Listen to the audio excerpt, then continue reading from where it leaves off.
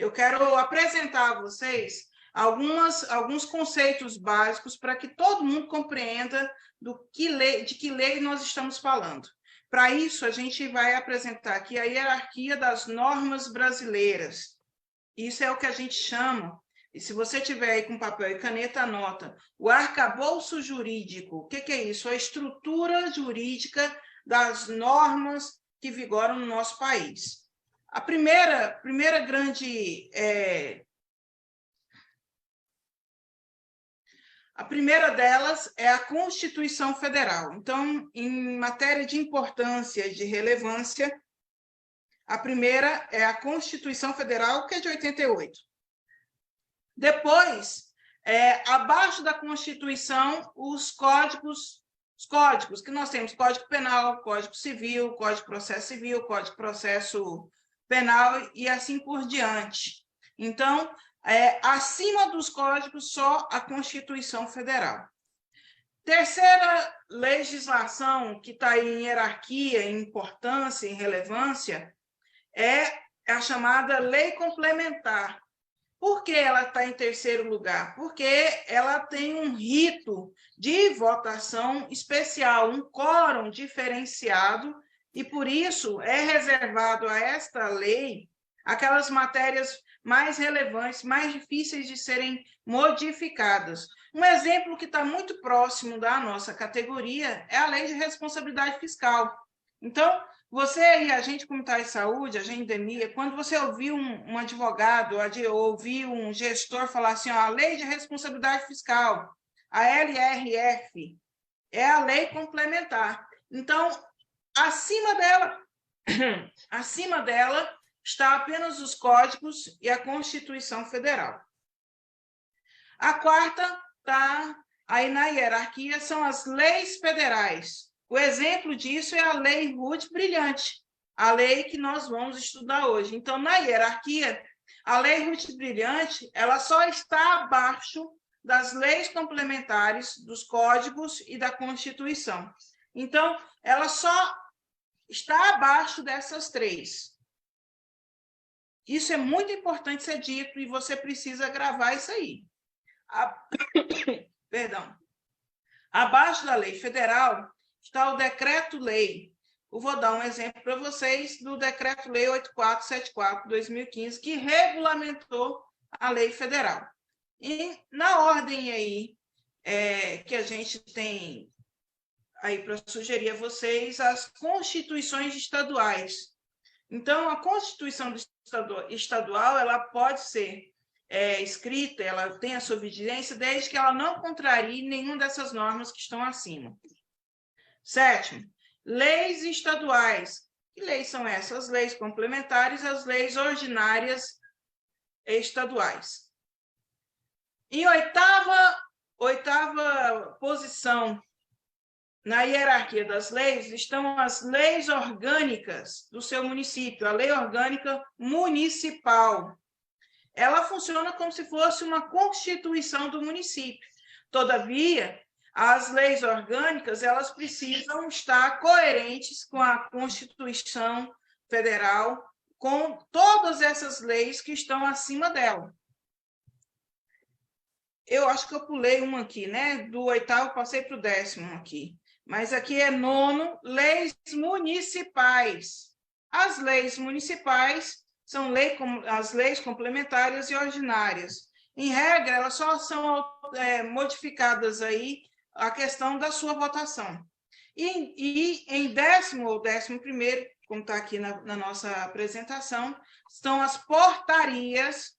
A exemplo desta portaria, a gente coloca aqui a PENAB. Isso não é do acaso, é para mostrar para vocês a diferença nesse arcabouço jurídico entre lei federal e PENAB. A PENAB está dentro dessa hierarquia, lá na última posição, e a lei federal, a lei Ruth Brilhante, em 4ª posição. Portanto, a PENAB, em hipótese nenhuma, pode contrariar as regras da lei federal. Ao contrário, ela vai complementar no limite da lei. Que lei? A lei Ruth Brilhante, E é isso que nós vamos discutir do primeiro ao último artigo, fazendo esse paralelo com a lei e a PENAB, principalmente aí para quem está atuando junto com os agentes comunitários de saúde. Gente, agora vamos entender um pouco sobre a Lei Ruth Brilhante. Pessoal, a Lei de Ruth Brilhante, o Jonathan já antecipou um pouco aí que ela é a Lei 13.595, que alterou praticamente toda a Lei 11.350, mas que nós todos entendemos que é uma lei só. Então, para você compreender de uma vez por todas o que é a Lei Ruth Brilhante, o que é a Lei 11.350, o que é a Lei do Piso, o que é a Lei disso, gente, é uma coxa de retalho que é uma coberta só, é uma coxa só. Então, pela cronologia, funciona da seguinte forma. Tudo começa com a medida provisória 297, de 2006. Essa medida provisória, o que ela é? Medida provisória nada mais é do que um projeto de lei que já, ao ser criado, já tem força de lei. Ela tem uma força de lei por 60 dias, prorrogado por mais 60 dias, e ela é de iniciativa do presidente da República. Então, quando nós aprovamos, lá em 2006, a PEC 007, e ela se transformou na Emenda Constitucional 51, a Emenda Constitucional carecia de uma lei federal para regulamentar o vínculo empregatício dos agentes comunitários de saúde e as suas atividades. Está lá previsto no parágrafo 5º do artigo 198 da Constituição. O que fez? Naquela época, o presidente da República, ou então era o primeiro mandato do presidente Lula, ele edita uma medida provisória, então ele acelera o processo de regulamentação da Emenda Constitucional 51 e faz a medida provisória 297.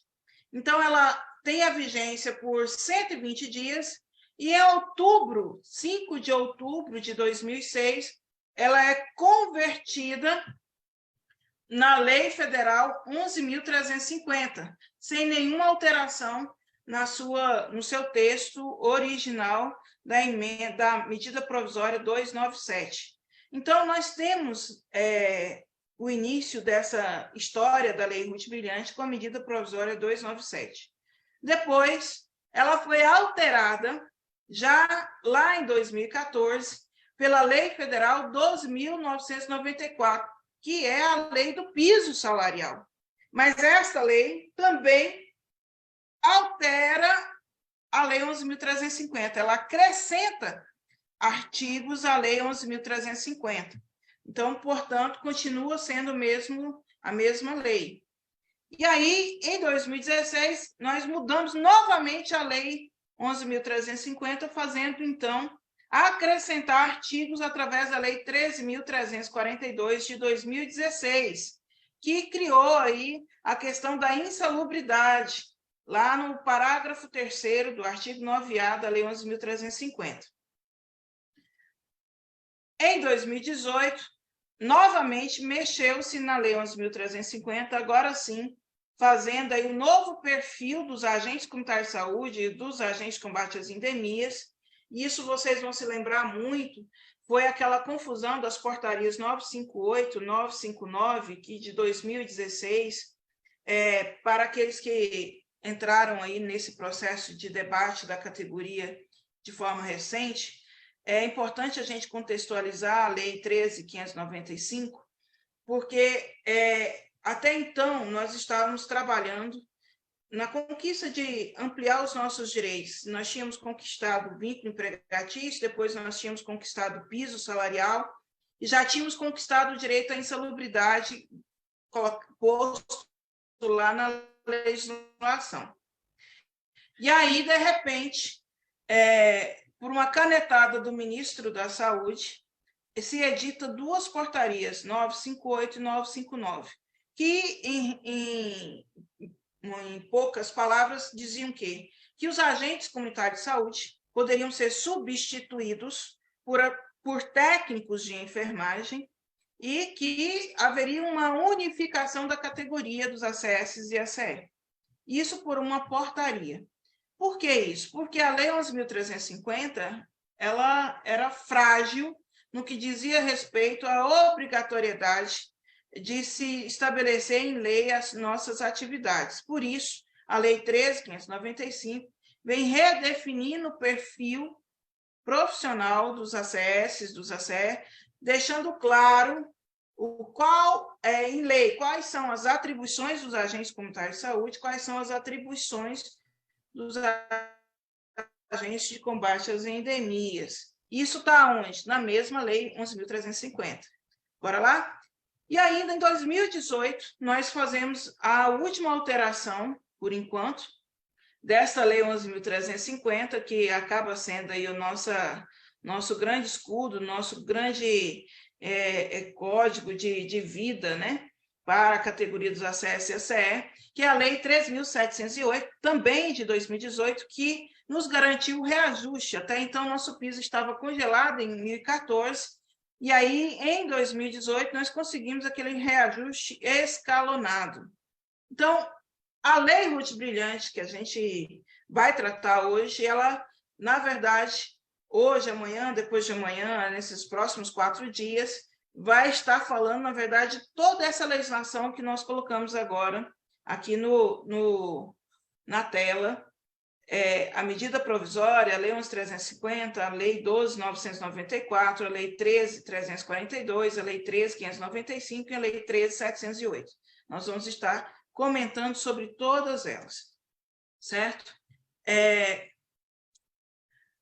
Agora, é importante a gente colocar para os nossos companheiros, Valda, algumas questões básicas para todo mundo entender que eu compreendo que não é todos que têm a mesma afinidade ao ler uma lei, às vezes confunde artigo com parágrafo, confunde inciso com a linha, às vezes não sabe muito bem o que é cada coisa. Mas nesse ponto, eu quero colocar aqui para todo mundo já ficar craque nisso. Artigo, enunciado inicial, enumerado em ordem cronológica e pode conter subdivisões em forma de parágrafos, incisos e alíneas. Caput. Tem muita gente que fala caput, a pronúncia correta é caput. O que é isso, doutora? É a expressão em latim, que significa cabeça do artigo. Então, às vezes, a gente está lendo o texto da lei e fala assim, o direito previsto no caput, né? Ou caput. O que é isso? É aquele início, enunciado do artigo, onde está lá artigo 2, artigo 3º, artigo 4º. Esse que é o caput, correto? Parágrafo. Olha só que bacana. Representado pelo sinal gráfico, essa cobrinha, como diz a Valda, minha deputada, essa cobrinha aqui, doutora, esse símbolo que sempre será seguido de numeração ordinal até o 9º, e depois em numeração cardial. Ih, doutora, eu não entendi não. Pois bem, coloquei aqui para você compreender. Ó, parágrafo 1º, parágrafo 2º, aí vai até o 9º, parágrafo 9º. A partir do 10, você já não fala mais em ordem ordinal, aí é cardial, é parágrafo 10, parágrafo 11, parágrafo 12, só para você contextualizar. Então, nós só vamos falar 1º, 2º, 3º, 4º, 5º, 6º, 7º, até o 9º. A hora que vier o parágrafo 10, não é 10º, nem 11º, é 10, parágrafo 10, parágrafo 11, e assim por diante. Inciso. O que é o inciso? É a subdivisão do artigo ou do parágrafo, e sempre será representado por números romanos, 1º, 2º, 3º, 4º, 5º, como a gente colocou aqui. E, por fim, a gente vai ter as alíneas. Alíneas é o quê?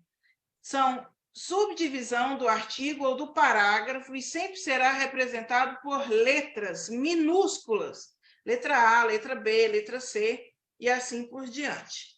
Eu acho que, feito isso, nós já estamos prontos, já entendemos a hierarquia da lei, que nós vamos estudar, a Lei Ruth Brilhante. Nessa hierarquia, ela é a 4ª em matéria de importância. E já sabemos o que é um artigo, o que é um caput, o que é um parágrafo, um inciso, uma linha.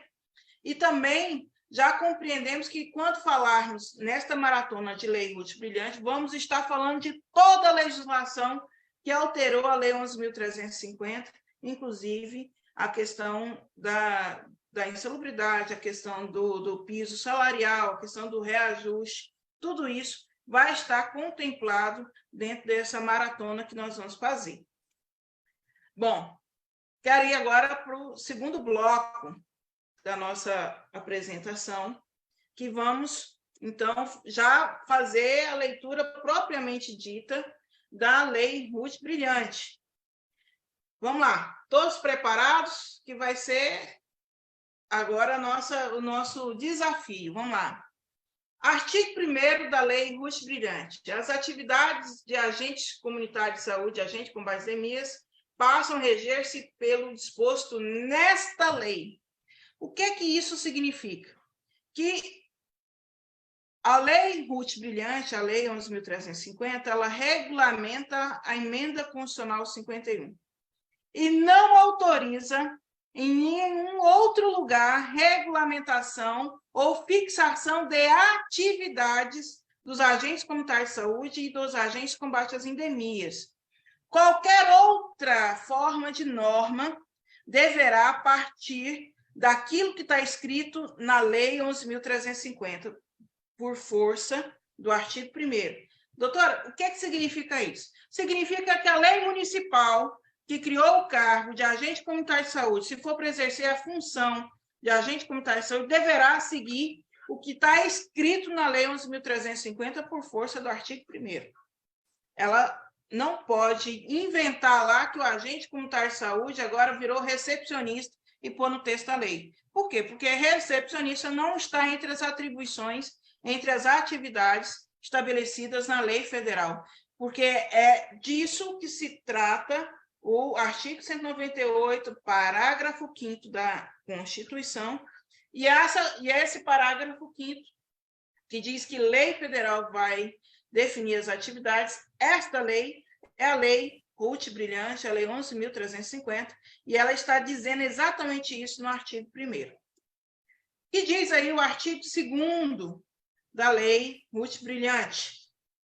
O exercício das atividades de agente comunitário de saúde, de agente de combate às endemias, nos termos dessa lei, dar-se-á exclusivamente no âmbito do Sistema Único de Saúde. E está grifado aí. Na execução das atividades de responsabilidade dos entes federados, mediante vínculo direto entre os referidos agentes e órgãos ou entidades de administração direta, autárquica ou fundacional. Pessoal, o que quer dizer este artigo? Veja só, ele exclui, ele é excludente, ele diz, você só trabalha no SUS. Então, se o gestor pedir para você entregar carnê do IPTU, cobrança lá do município para a sua comunidade, você está autorizado por lei a fazer isso? Não, não está. Como então, o IBGE agora, né, doutora? Vamos falar disso daqui a pouco, viu, dona deputada? Dona deputada. Vamos falar sobre isso. Então, IBGE, já que a Valda colocou, não está entre as atribuições da categoria, e isso está muito claro aqui pelo artigo 2º. Agora, é uma questão de saber fazer deste momento, que a ocasião faz o ladrão, então, este momento, você pode trabalhar fora das suas atividades, e aí é uma tratativa extra para você fazer aí com que ou haja um aumento aí, um recurso a mais para você, ou que se faça um processo de negociação de alguma pauta. Eu vou aqui citar os colegas lá de Amargosa, o município está perdendo recurso que o IBGE foi incipiente no processo de cadastramento e estão pedindo socorro para os agentes de saúde, porque ninguém conhece mais a comunidade que o agente de saúde. Mas aí você vai entender, é obrigação do agente de saúde? Não. Agente de saúde? Não. Você pode fazer? Pode. fora do seu horário de trabalho, dentro daquelas condições que você se propõe a fazer. Mas aí você vai fazer para quê? Um município que não lhe paga insalubridade, um município que não te recebe, um município que não negocia, um município que te diz respeito. Ele está precisando entender que a gestão ela não tem que ver o trabalhador como inimigo, ela tem que ver o trabalhador como um aliado. E nesse processo tem que ser de mão dupla, não é fazer do serviço público um instrumento de exploração da mão de obra das pessoas de forma voluntária e gratuita. Continuando aí no artigo 2º, pessoal, é essencial, parágrafo 1º. Bom, nós já aprendemos aí que esse símbolozinho aí, que, como diz a Valda, parece uma cobrinha, chama-se parágrafo, né, Valda? Então, parágrafo 1º, é essencial e obrigatória, olha que bacana, a presença de agentes comunitários de saúde na estratégia saúde da família e de agentes de combate às endemias na estrutura de vigilância epidemiológica e ambiental. Redação dada pela Lei 13.708, 2018. Pessoal, quando se fala essencial e obrigatória a presença do agente comunitário de saúde, nós estamos aqui dando um remédio jurídico, olha só, para o SUS que levamos em 2016, quando quiseram extinguir a categoria dos ACS, substituindo os agentes por técnicos de enfermagem. A lei agora está dizendo o seguinte, olha, o município ele não pode fazer saúde da família sem agente comunitário de saúde. Ele não pode fazer vigilância epidemiológica e ambiental sem a presença do agente de combate às endemias. E esse parágrafo ele vai mais além. Ele vai mais além por quê? Porque ele diz, olha, cada um no seu quadrado. Então, não existe, e aqui eu quero ressaltar, principalmente aos nossos colegas que estão aí no campo do direito, defendendo as nossas associações e sindicatos, não existe pactuar, não existe aceitar a ideia da unificação das atribuições de agentes comunitários de saúde e agentes de combate às endemias, principalmente pela vigência desde 2018 do parágrafo 1º. Opa, pera aí que eu preciso parar um pouquinho essa mulher, senão ela vai me atropelar aqui. Doutora, tá bombando a nossa live, graças a Deus, parabéns a todos os CSAC do Brasil, nós passamos aí 500 pessoas, estamos chegando a 600 pessoas assistindo agora. A senhora toca nos assuntos, doutora, que nos interessa muito, e eu sei como que a senhora tá com o carro na trilha aí.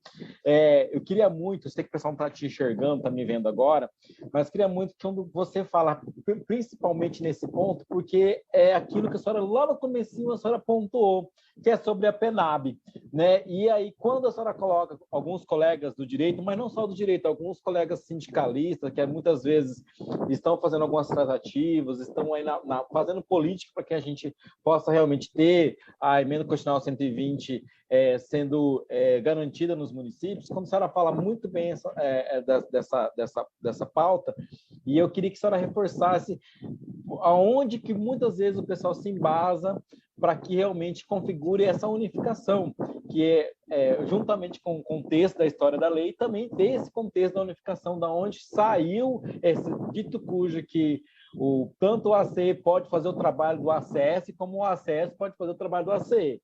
E aí eu queria muito para deixar bem claro a todos qual que é o artigo que vai nos dividir, não unificar. Unificar sempre é bom, mas nessa parte vai nos dividir, colocar no seu quadrado.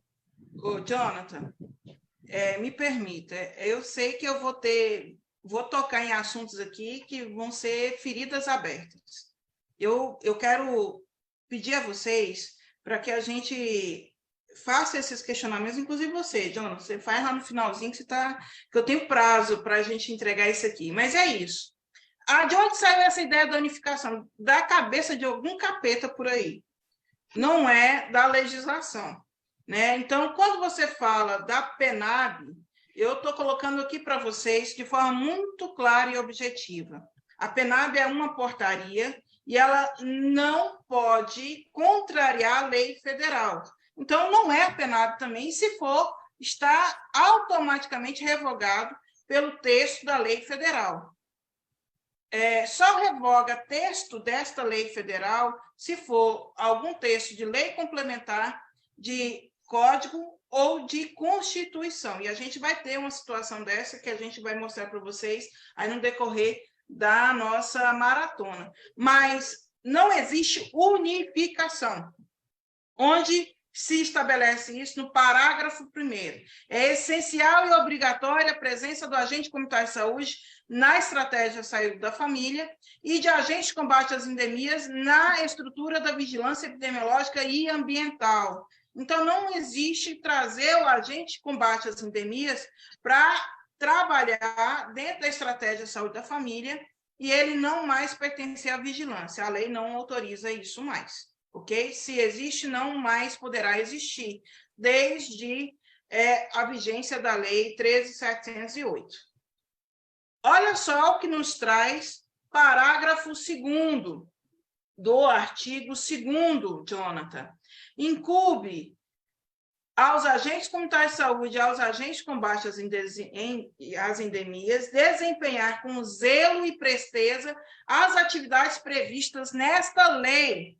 Gente, o que quer dizer isso? Quer dizer o seguinte, meu povo, que a lei federal está dizendo que o primeiro a ser cobrado por tudo que está escrito na lei, nas suas atividades, é o agente comunitário de saúde ou o agente de combate às endemias. E diz mais, que você tem que desempenhar todas aquelas atividades com zelo e presteza. Essas atividades, o guardião dessas atividades, quem tem que sabê-las e guardá-las no estrito rigor da lei, segundo o parágrafo 2º do artigo 2º da Lei 11.350, da Lei Ruth Brilhante, é o próprio profissional, agente comunitário de saúde, agente de endemia. Sob pena, e aí aqui eu já faço um alerta aos colegas ACS e ACE, aos nossos colegas do direito, que uma vez provado desídia, uma vez provado o abandono dessas atividades por parte do trabalhador, ele pode sofrer um PAD, que eu gosto de falar a sigla, porque muita gente fala e os colegas ficam voando. O que é PAD, doutora? Processo Administrativo Disciplinar. E ali eu vou dar um exemplo para vocês. Em certo município, colega estava trabalhando de Uber no horário de trabalho. E, por infelicidade, ele atendeu uma corrida do secretário de saúde no horário de trabalho. Quer dizer, como que ele vai fazer prova de que trabalha com zelo e presteza nesta situação? Ele vai sofrer um PAD, basicamente, por não estar cumprindo aí o parágrafo 2º. O colega tem 2 anos que não visita a família de Dona Maria, lá na sua microárea. Isso cabe a ele fazer visita domiciliar periódica, e ele não fez prova disso, ou simplesmente falsificou a assinatura. É aqui no parágrafo 2º que vai estar fundamentado o pedido de processo administrativo disciplinar contra o agente de saúde. Mas, por outro lado, aí eu quero chamar a atenção das nossas lideranças sindicais, quero chamar a atenção dos nossos colegas aí do direito que atuam na defesa dos trabalhadores, agentes comunitários de saúde e agentes de endemias. Por outro lado, está aí também a responsabilidade e a resposta que a gente, às vezes, deixa passar para uma situação que poderia ser resolvida com essa resposta.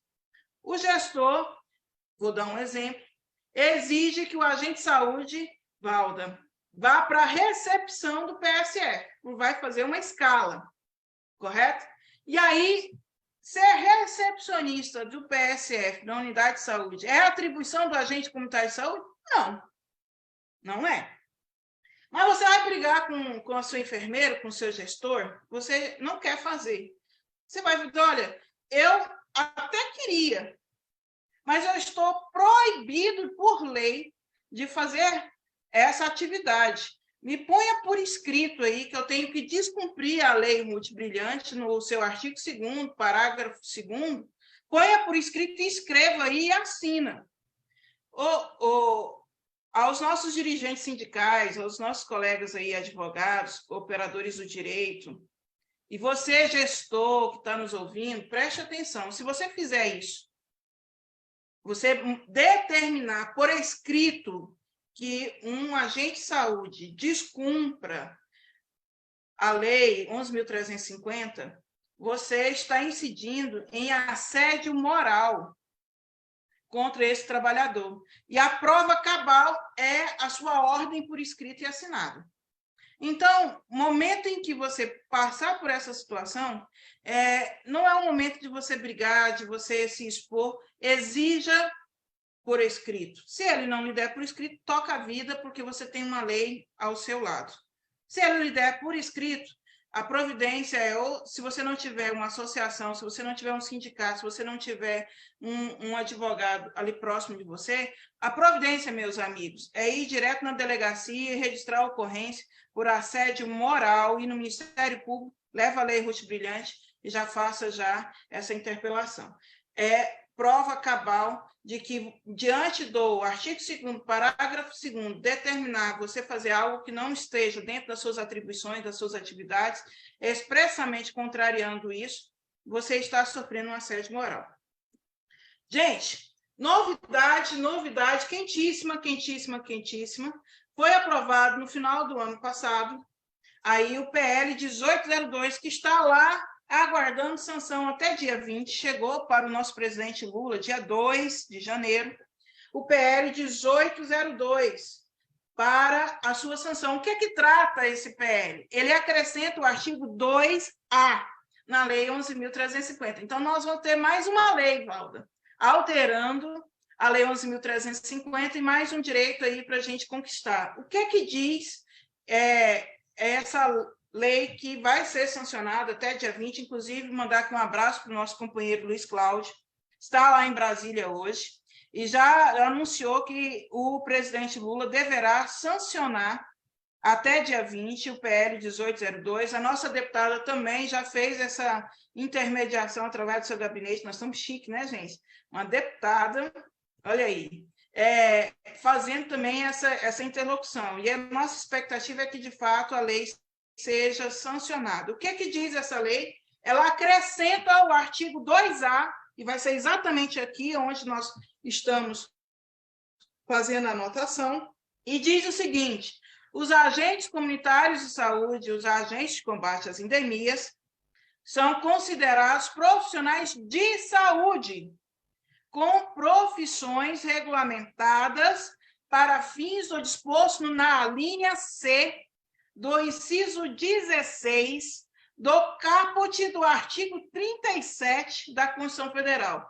Agora vocês compreenderam a necessidade da gente fazer aquela introduçãozinha, falar o que é a linha, o que é inciso, o que é caput. Está aqui, galera. O que é a linha C? Aí eu coloquei o texto aqui, mas embaixo está assim, ó.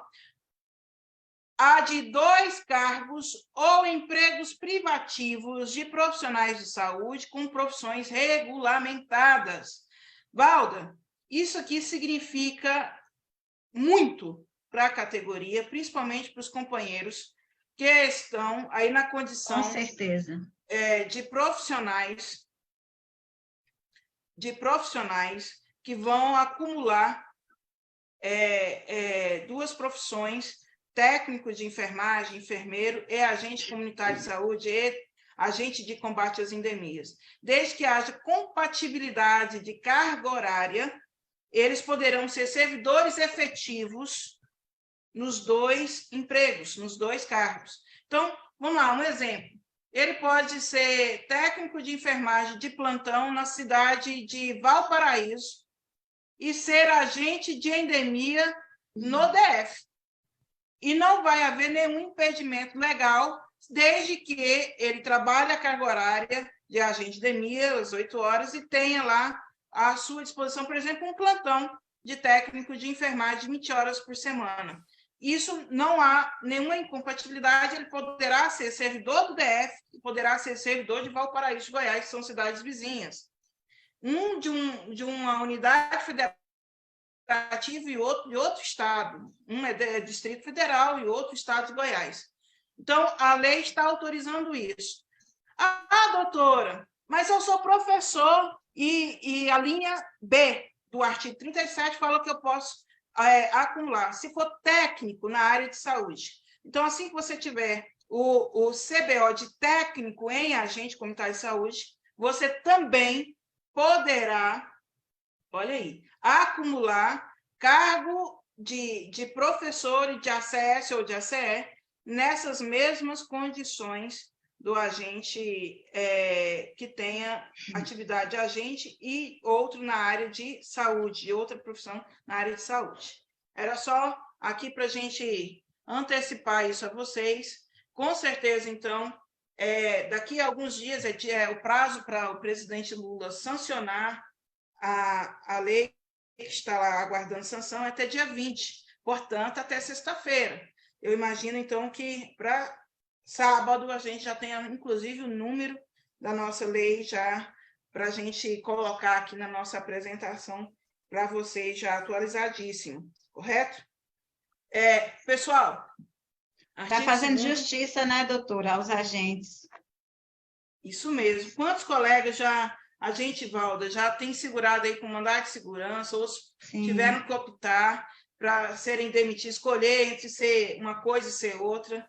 É muito importante e é salutar. E aqueles que estão nessa discussão aí, olha, agora é ir para a luta para poder recuperar o seu direito, ou se você está aí sendo chantageado, ameaçado nessa condição, é hora de você se libertar com a aprovação dessa lei. Fazendo aqui menção e agradecimento ao deputado Afonso Florencio, que é do Partido dos Trabalhadores da Bahia, ao doutor Yuri, que foi um dos autores dessa proposta, junto ao deputado Afonso Florencio, aí para a gente avançar com isso. Bom, terceiro bloco, já vamos, então, para a gente... Já estamos aqui já praticamente há mais ou menos 1 hora, Valda, tirando aí aquele período que a gente aguardou todo mundo, tem mais 20 minutinhos no máximo para a gente concluir aqui. A gente vai até onde der, amanhã a gente segue, para não ficar muito extenso aí para a gente. Terceiro bloco... Cansativo. Exato. Vamos falar do artigo 3º da Lei 11.350. Se você está gostando, se você está entendendo, se você tem alguma dúvida, não ficou claro, olha, pessoal, coloca aí no chat, faz os questionamentos que a Valda e o Jonathan estão de olho aí nos comentários. Deixa o seu comentário, que daqui a pouquinho a gente vai começar já a fazer o debate sobre isso, tá bom? Vamos lá. O artigo 3º, ele foi todo ele revisado pela Lei 13.595, Valda. E vamos acompanhar o que ele diz. O agente comunitário de saúde, e aqui eu quero fazer um parêntese para você colocar aí, guardar na sua cabeça. Tudo que se referir a atividades de agentes comunitários de saúde vai estar no artigo 3º. O artigo 3º, ele é extenso, ele tem 5 parágrafos, um monte de inciso e um monte de alínea. Nós vamos ter de tudo aqui nesse artigo 3º. Mas qual foi a ideia quando escrevemos a Lei Ruth Brilhante, a Lei 13.595? Não permitir que nenhuma atribuição, nenhuma atividade do agente comunitário de saúde ficasse de fora da lei, para que a gente tivesse um escudo, a palavra é essa, para evitar que os gestores usassem os agentes de saúde naquilo que ele bem entendesse. Hoje, o agente comunitário de saúde que tiver a Lei 11.350 na mão, ele tem um escudo. Ele tem ali uma lei que vai garantir, você exerce essas e essas e essas atividades. Muito pouco ficou de fora. O que ficou de fora? A regulamentação das suas atividades. Né? Basicamente isso que a PENAB pode fazer, regulamentar como ele vai exercer aquela atividade, aonde ele vai exercer aquela atividade, nos limites da lei. A PENAB não pode, eu vou dar um exemplo, por exemplo, de dizer lá que o agente comunitário de saúde faz curativo. Você vai ler junto comigo aqui o artigo 3º, de cabo a rabo, e não vai estar escrito em canto nenhum que o agente comunitário de saúde faça curativo. Nem que seja simples, não faz. A lei não autoriza, portanto, a PENAB não pode ser mais ampla do que a própria lei federal, porque a PENAB está lá na hierarquia, lá embaixo, e a lei 11.350 abaixo dela, todas as outras regras devem observar o texto da lei 11.350. Vamos lá? O caput do artigo 3º diz o quê? O agente comunitário de saúde tem como atribuição o exercício de atividades de prevenção de doenças e de promoção da saúde, a partir dos referenciais da educação popular em saúde, mediante ações domiciliares ou comunitárias, individuais ou coletivas, desenvolvidas em conformidade com as diretrizes do SUS que normatizam a saúde preventiva e atenção básica em saúde, com o objetivo, e aí está em negrito, tudo isso você faz com um objetivo, e esse objetivo está aqui na lei, de ampliar o acesso da comunidade assistida, quer dizer, a comunidade que você visita, que você cuida. Ampliar o acesso da comunidade assistida às ações e aos serviços de informação, de saúde, de promoção social e de proteção da cidadania, sob supervisão do gestor municipal, distrital, estadual ou federal. Gente, fazer saúde, qual é o entendimento aqui deste artigo? Que fazer saúde preventiva, ela não pode estar restrita ao tema saúde. Quem faz saúde preventiva, Valda, ele vai se importar se a criança está fora da escola, se ele está na rua, abandonado. Ele vai se importar se tem violência doméstica, se tem abandono do idoso, se tem maus tratos da criança. Então, tudo isso alcança o que a gente fala de saúde preventiva, de promoção da saúde. Porque nós vamos... Ali é o gatilho para um processo de saúde mental, é o gatilho para uma desnutrição, é o gatilho para problemas relacionados à questão de alimentação. Então, tudo isso faz parte do contexto da saúde preventiva. E aí, lembrando que saúde preventiva é você educar, dentro do que a gente fala de referencial de educação popular em saúde, educar. Educar é o quê? Construir novos hábitos. Acho que o grande desafio dos agentes comunitários de saúde é esse. É você, através da sua visita domiciliar rotineira, você construir novos hábitos que vão ao encontro da promoção da saúde. O indivíduo ele se cuidar. Esse autocuidado, ele tem que ser orientado, e essa orientação, ela parte necessariamente do agente comunitário de saúde dentro da sua microárea, dentro da sua comunidade, das pessoas que ele assiste. Bom, o artigo 3º, parágrafo 1º, traz para a gente o conceito de educação popular em saúde. É a primeira vez que uma lei fala disso, viu, Valdo? Então, vamos lá. Parágrafo 1º. Para fins desta lei, entende-se por educação popular em saúde as práticas político-pedagógicas. Político, relação, pedagógico, de educação, de trato, de troca de experiências, que decorrem das ações voltadas para a promoção, a proteção e a recuperação da saúde, estimulando o autocuidado, a prevenção de doenças e a promoção da saúde individual e coletiva a partir do diagnóstico sobre a diversidade de saberes culturais, sociais e científicos, e a valorização dos saberes populares com vistas à ampliação da participação popular no SUS, e ao fortalecimento do vínculo entre os trabalhadores da saúde e os usuários do SUS. Valda, não existe profissional com maior qualificação do que o agente comunitário de saúde para se colocar em prática a educação popular em saúde. Esse profissional de saúde,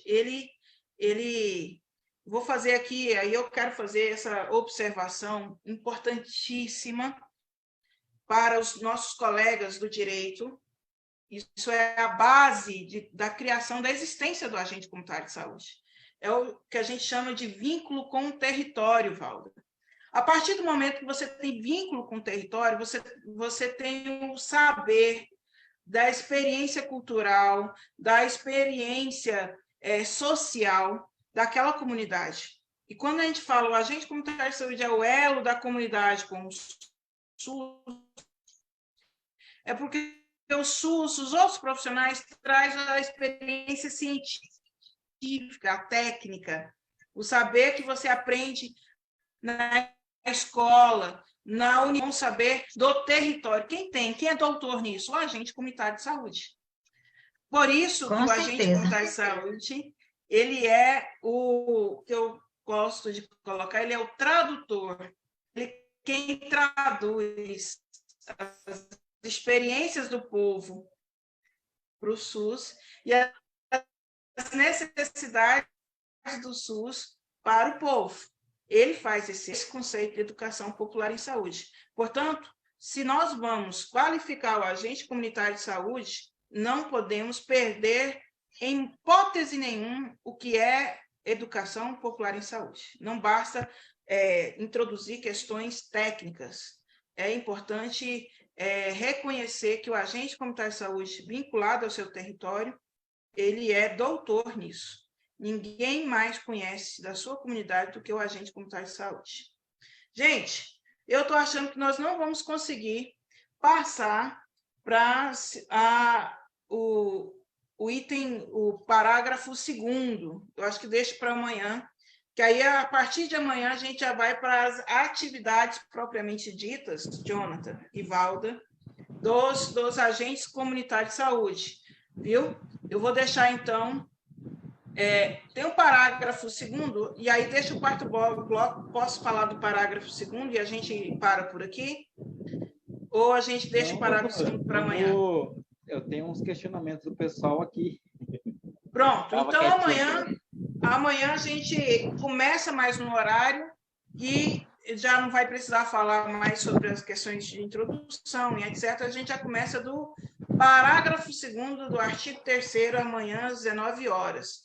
Agora, então, vamos para os questionamentos da categoria.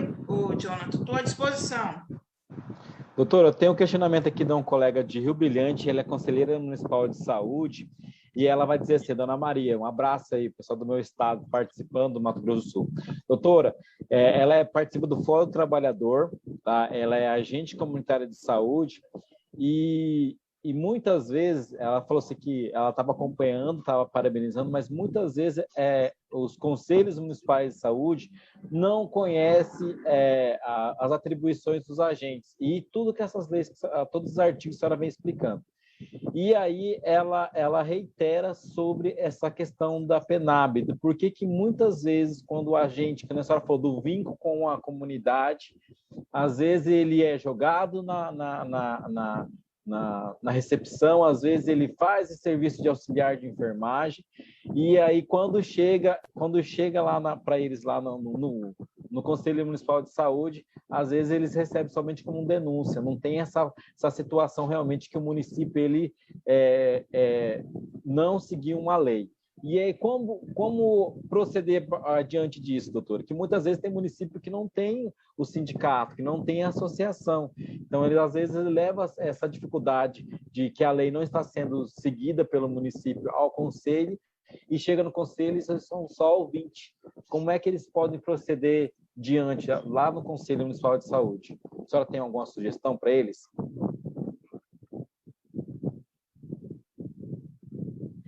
Jonathan, eu queria que você fosse mais objetivo para a gente aproveitar mais gente. Nós estamos só com o celular. Estão me ouvindo? Está me ouvindo? Sim. Vamos tentar ser mais objetivo, mas a ideia é a seguinte.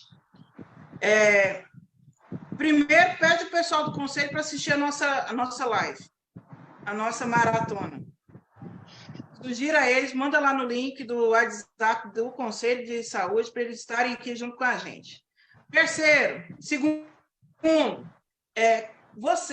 primeiro, quem tem que saber das suas atribuições é o agente de saúde. Não dá para ele ficar tutibiando. Então, ele tem que ter a lei Ruth Brilhante no seu celular, tem que ter na pasta, para fazer o enfrentamento dessa discussão. A questão do território, a lei Ruth Brilhante, no artigo 3º, a partir de amanhã, vocês vão verificar a todo instante que a própria lei, ela obriga você a trabalhar na área geográfica sua. E isso vai estar escrito lá. E mais para frente, a lei ainda vai dizer, olha, você está proibido de trabalhar fora dessa área. Então, o que vai fazer? O que você tem que fazer é exatamente isso que eu disse desde o início. Você tem a responsabilidade de exercer as atividades conforme a legislação. Quem faz essa primeira defesa é o próprio agente de saúde. Vai fazer da seguinte forma, eu não tenho juiz, eu não tenho associação, eu não tenho advogado, eu não tenho sindicato. Solicite por escrito. Tem a lei, mostre. Olha, aqui, ó, a minha responsabilidade na lei é essa. Você está me mandando fazer fora do que está escrito aqui, eu quero que você passe por escrito. Doutora, me dá uma parte aí. Sim, Valda. O pessoal de Betim veio com uma questão bastante séria. Disse que o prefeito criou uma lei, colocando dentro dessa lei para eles fazerem atendimento na unidade de saúde. Na verdade, ele acrescentou a lei Ruth Brilhante, doutora. Pronto, vamos lá. Aí, volto a dizer que as atribuições dos agentes comunitários de saúde estão restritas à Lei 11.350, por força do artigo 1º. Então, esta lei que amplia as atribuições do agente comunitário de saúde dentro da unidade de saúde, a lei Ruth Brilhante diz que o agente de saúde faz o trabalho nas visitas domiciliares, casa a casa, de forma rotineira. Nós vamos colocar aí no artigo 3º, todo instante isso. Nessas condições, a princípio pode ser questionada a lei municipal, porque ela extrapola texto constitucional que apenas lei federal pode criar atribuição e atividade para os agentes comunitários de saúde. Lei local, lei municipal, está vedada de fazer isso. Jonathan, mais algum? Doutora, a senhora entendeu? Eu entendi. E o pessoal de Betim acho que também. Entendi. O prefeito acrescentou essa atribuição na lei do piso. Pois é, Valdo, eu estou entendendo. Eu queria sugerir para sábado a gente fazer uma repescagem disso tudo, mas a resposta é essa, que eu vou lhe dar. Ela está inconstitucional, é ilegal, porque lei local não pode aumentar ou criar novas atribuições que não estejam previstas na lei Ruth Brilhante, ponto. Ok? O que eu tenho que fazer? Entrar com ação pedindo a inconstitucionalidade dessa lei local, no que diz respeito a esta atribuição nova. Mais alguma informação, gente? Mais algum questionamento? Doutora, o pessoal estava perguntando aqui sobre a questão do curso técnico. A senhora frisou muito bem na questão da importância do agente no seu território, fazer suas atividades e tal. E aí a preocupação deles, se a senhora tem alguma observação sobre o curso técnico, porque a senhora falou assim que o profissional ACSC, ele pode fazer algum procedimento na presença de um profissional graduado? E aí vou falar sobre curso técnico. Todo mundo que está questionando, assista amanhã. Eu acredito que amanhã a gente não consegue chegar nele, porque é o artigo 5º. Só depois de amanhã que eu vou conseguir chegar propriamente no curso técnico que vai estar sendo previsto lá no artigo 5º da Lei 11.350. Mas amanhã eu começo a falar sobre as atividades dos agentes comunitários de saúde. Elas são divididas em atividades precípuas, que são principais, prioritárias, as atividades típicas, as atividades que estão supervisionadas, e as atividades compartilhadas. Nessas atividades, parágrafo por parágrafo, a gente vai falar um pouco que vocês vão compreendendo o que está certo e o que está errado dentro dessas orientações do curso técnico que vocês estão recebendo. Mas o curso técnico, propriamente dito, vai ser pauta na hora que a gente estiver falando do artigo 5º da Lei 11.350. Okay. Mais alguma? A Annelise, do Rio de Janeiro, ela faz um questionamento assim, vou resumir o que ela mandou, que estou mandando o texto, tá? Quando um minutinho, viu? Longo, ela vai dizer assim, resumindo, a lei, ela defende a categoria ACSC, mas se o prefeito do município, ele contratar um profissional para executar o serviço do ACSC, como proceder mediante a isso? Porque agora, com a estrutura do novo piso, né? Então, muitos prefeitos querem achar... Bora lá. É isso. Já entendi. Vamos ser resumidos, para nós ganharmos tempo. O prefeito está dando uma de Joãozinho sem braço, faz um contrato temporário para serviços gerais e coloca aquela pessoa dos serviços gerais para trabalhar lá na área descoberta como agente comunitário de saúde. Ele é agente comunitário de saúde? Não. Por quê? Porque quem é agente comunitário de saúde é aquele que fez seleção pública, que reside na área desde a data da publicação do edital e que fez aquela seleção com um curso de 40 horas, passou, está vinculado ao Sistema Único de Saúde. Artigo 6º, inciso 1 da Lei Ruth Brilhante, eu só estou dando um spoiler rapidinho, que isso não estava na nossa pauta, mas vamos lá. O que ele pode fazer?